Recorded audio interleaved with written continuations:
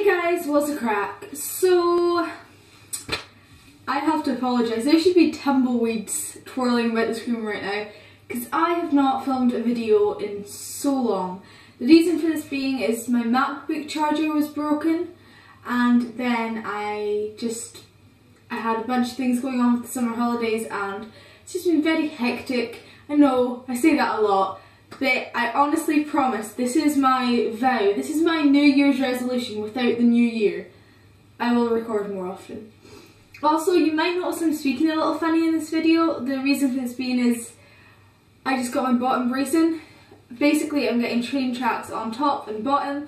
I've already got two brackets here at the top and entire train tracks at the bottom. So I'm speaking a little bit funny. What I'm doing for my video today is I'm going to be reviewing a book. Not a book I read in 2015, however, but one of the books I read most recently. The reason for this being is there's a lot of hype around the book and I just thought I'd let you know my opinion on it. So the book is Harry Potter and the Cursed Child by J.K. Rowling, which is the 11th book in Harry Potter's world, having Philosopher's Stone, Chamber of Secrets, Prisoner of Azkaban, Goblet of Fire, Order of the Phoenix, Half-Blood Prince, Deathly Hallows, Tales of Beedle the Bard, Quidditch Through the Ages, Fantastic Beasts and Where to Find Them, and then The Cursed Child. And it is the 8th Harry Potter and the book. This book is set 19 years later and it is about the next generation children. It's also written in the form of a play. Now, I just want to get the proper review out of the way before I go fangirl and social justice on this book. Okay, so the book is mainly centred around the story of Harry's youngest son, Albus Severus. I know the name. Am I right? Harry, get your priorities straight. Anyway, it's Albus's story, what house he gets sorted in, his adventures with magic, and his best friend.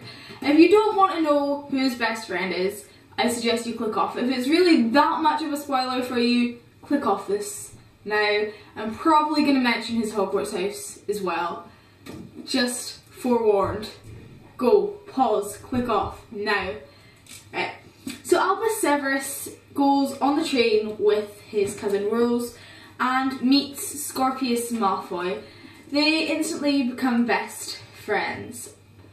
Scorpius is a small nerd and I love him a lot, and he is just very me and I like him very much.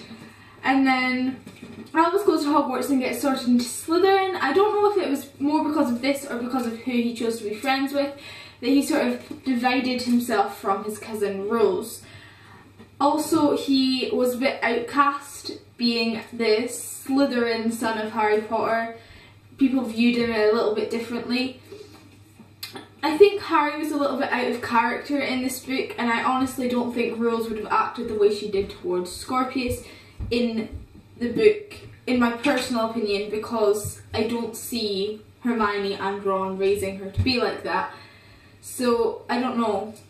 It's like shipping non-canon ships. You have non-canon ideas of what characters are and aren't like. Speaking of ships, there is a major ship talked about through this entire book, and it's called Scorbus. Scorbus, that's the name that I choose for it. Scorpius and Albus, basically.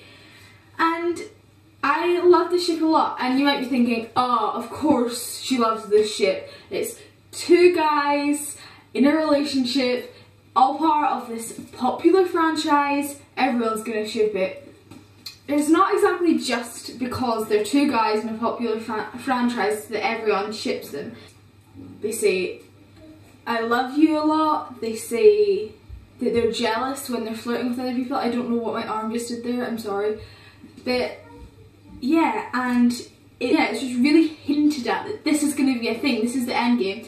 And if you're like me, maybe been thinking throughout this happening that maybe JK is going to redeem herself for sort of not putting any LGBTQA+ characters in the original Harry Potter series, and thinking that she can just add them later on Pottermore and Twitter and stuff like that.